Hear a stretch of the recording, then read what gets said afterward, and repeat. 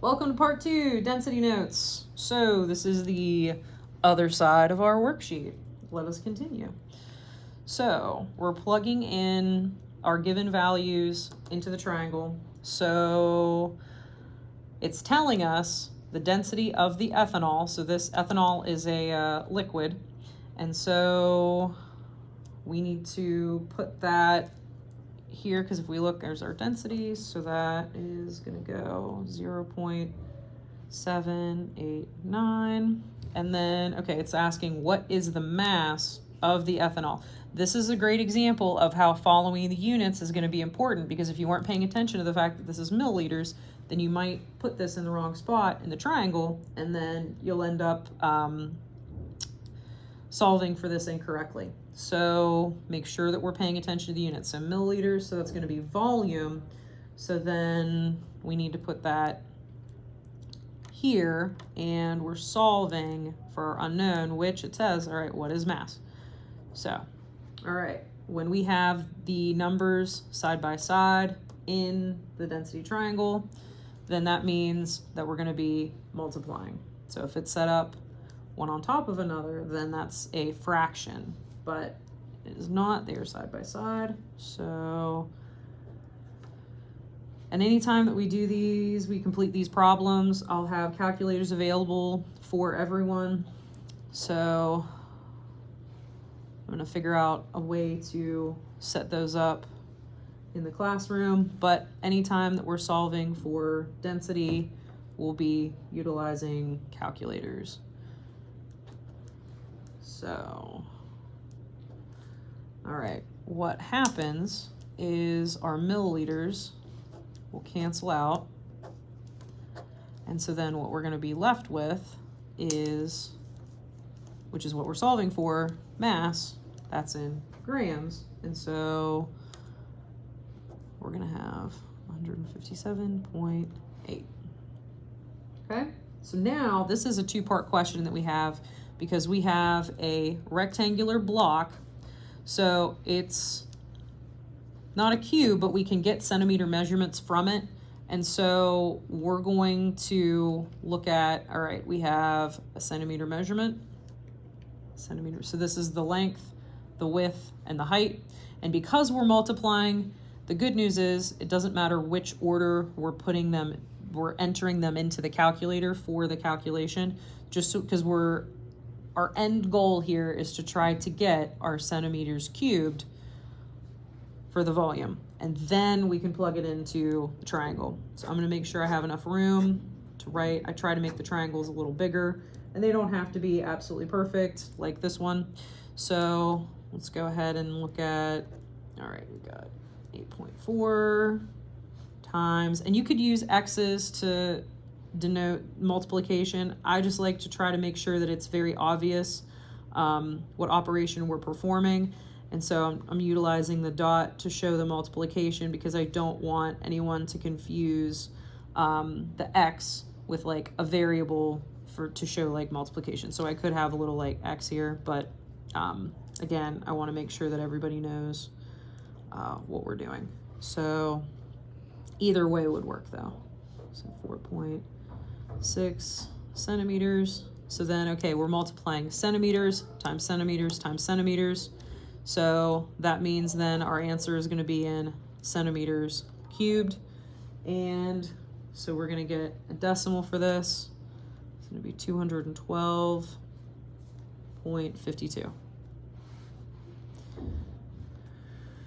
So then, all right. What else are we given in our problem now that we have our volumes? So let's put that in our triangle. So we're solving for our density, and we're given, okay, so it's in grams, and it does tell us also that's the mass. So that's going to go up here. Okay, so then now we can see how we're going to put these numbers into the calculator, and that we are dividing them because they're separated by this line. So we're going to carry that over out of the triangle, and then that's going to tell us that we are dividing. So 212.52 centimeters cubed. And so we can't eliminate these units, we just have to bring them along. So, ooh, this is another great example of how we're going to get an ugly decimal, and how very often whenever students look at this answer, they're like, this is wrong, but no, it's going to be correct. So, like I said, we're carrying over the units, but we're going to get exactly 8.92151327. So if we round it, so I think this is the little squigglies indicate the rounding. So then I try to get a few digits after the decimal. So if we round this, we will keep the 2, and then because there's a 5 here, then we're going to round the 1 up. So our answer for our rectangular block of copper metal is 8.922 grams per centimeters cubed. That's our density. So then, all right, let's start off with our triangle again. So how do I know what goes where? Well, again, if I think back, all right, D equals M over V. So I can think of the heart to know that our mass is going up top. So, okay, our mass is here, density, and our volume. So, okay, our mass is given to us. So that's our 2,500. And we are, okay, so it says what volume, and it's also telling us density. And we can also look at the units here. So then the 10.5 is actually going to be here, and then our unknown, so we're solving for the volume. So let's pull this out of the triangle and put it into a fraction. So then, all right, there's our grams. Then over, we've got 10.5, and that's the grams per centimeters cubed. So we're solving for volume. So these grams actually cancel out. So then we're left with, and our problem, it's a silver metal, so it is a solid. So that makes sense why we have our centimeters cubed as our unit for our answer. So then, if we put this in the calculator, then we're going to get an ugly decimal. So that's 238.095238. That is a lot. So if we round it, then that's 238.095. Like I said, a couple to 3 numbers after the decimal is a good rule of thumb when rounding for your density answer. So we'll just go ahead and start making another triangle here. And so again, these are notes, doesn't have to be absolutely perfect or pretty, just so long as you're understanding what's going on. So, all right, find the mass. So then that's our unknown, so we can put it up there. And then it's giving us volume, so that's in milliliters.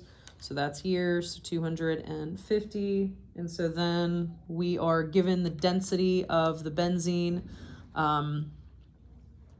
which, yeah, because it's milliliters, so that's another liquid substance. So 0.8765.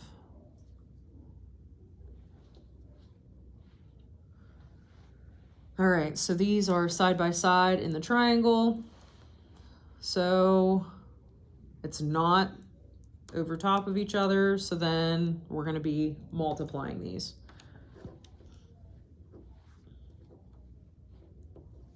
It may not have been super obvious before we put it into the triangle, but I'm hoping that when we input that, it's really easy to tell what we need to do.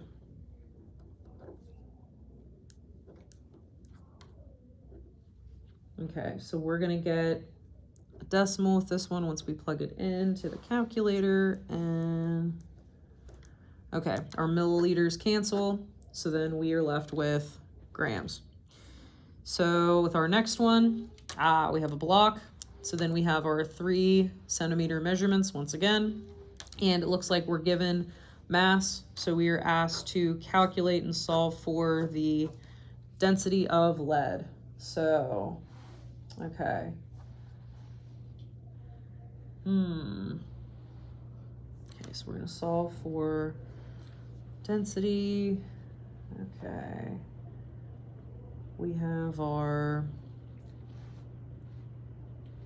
okay, we're gonna have to set it up for our volume here. So 4.5 centimeters times 5, and you could have the 0 at the end like these do. I'm just eliminating that, but including this into the calculator isn't gonna hurt anything. And then this actually, with how the decimal is right there, this is not 600, this is just 6. And so our answer for volume, this is not the full thing, but for our volume, let's see, we're gonna end up with 140.4 centimeters cubed. So we go ahead and put that here. And then our mass is given, so that's 1,587. So then, okay, I'm gonna kind of make a little line here to separate our operations. So then, yes, we're just gonna pull this out of the triangle. So 1,587 grams over our calculated volume of 140.4 centimeters cubed. So then our answer, we can't eliminate those units. We just have to carry them along with our density answer. So let's see. Yep, so we're gonna end up with 11.303. Okay, now this is a unique type of problem. So this is iron shot. I would also call these like BBs, like bird shot. So you have these small, like ball bearings almost, and we want to try to figure out the density of the iron. So we have this multiple of the same substance, but we want to see what their density is. So we have a lot of these little spherical metal pieces though, and so I can't just set it on a balance and get and like figure out their like volume. So we could actually utilize a little like a little vessel and remove that mass to calculate their mass. But with the volume, for how much space that's going to take up, we got all these little pieces, and so we're going to have to utilize a graduated cylinder. So this principle that we're going to be referencing is actually water displacement. So we are given 2 milliliter measurements, and we have to be using 1 to solve for this. So we're going to try and figure out our volume here. So if you can imagine, we have a graduated cylinder with some water in it, and it needs to have enough water in it to cover up whatever substance we're trying to find the volume of. So it could be a rock, it could just something that's irregularly shaped, something that is not, we're not able to utilize the rulers with the centimeter measurements to actually calculate the volume. And so when things don't really have a shape, or in the case of like this, where we have multiple items that are made of the same substance, then we can use the water displacement to solve for the volume. So if you can imagine the little like graduated cylinder here, and you have the little like base to it, and then you drop your BBs into it. We need to have some water in it to start. And so however much water is in there, could be 20 milliliters, but it needs to be like a specific measurable amount. Then you drop your BBs in, and then, okay, yeah, there's my rough sketch of the graduated cylinder. So we dropped our BBs in, and then what's gonna happen to the water level? Well, it's gonna rise up. So that's what it's describing here. So we start off, initially this one just so happens that it's saying that we're going to start with 45.5. So that's our initial volume. So when you're subtracting these though, you want to have the final volume be on top. Otherwise you're going to get a negative answer. So we're subtracting the final volume from the initial volume. So our final volume, where it rises up to, the water level it goes up to, is the 49.1 milliliters. So if we subtract this, we bring down, because we're subtracting, not multiplying or dividing, we just bring that unit down so it's still milliliters, and we have 3.6. So this, once again, this is called water displacement.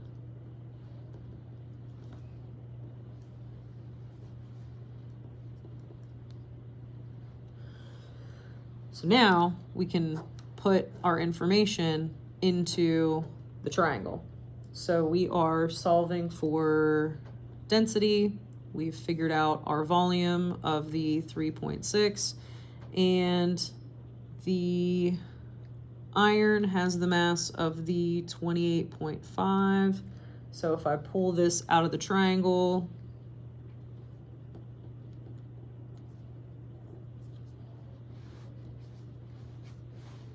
we can't eliminate these units with our answer when we're solving it. We have to make sure that we're putting this, the numerator, into the calculator first. So if we divide these, because it's a fraction, so we are dividing, so then we're going to get a decimal answer, and that's okay. Initially, it looks way worse than what it actually is because it's a repeating decimal.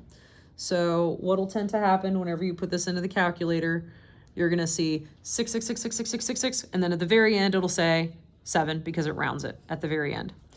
So how we can show on here on the paper what's happening and what's occurring in the calculator, we can just put a little repeating bar over the part of the number that is repeating, and that's the 6. So then, all right, we have our units that we had to carry over, so that's our grams with our milliliters.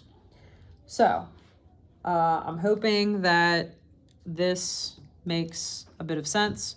And so again, density is a measurement that you need at least 2 variables minimum to solve for, and that way you can solve for your unknown.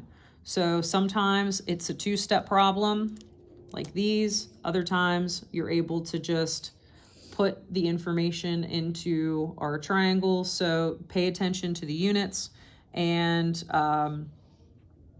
yeah, just really make sure that you're paying attention to the information that is provided for each specific problem. And don't think that because you get an ugly decimal that you may have the wrong answer. All right. So let me know if you have any questions or problems. But thank you. This is our end of our density notes, part 2.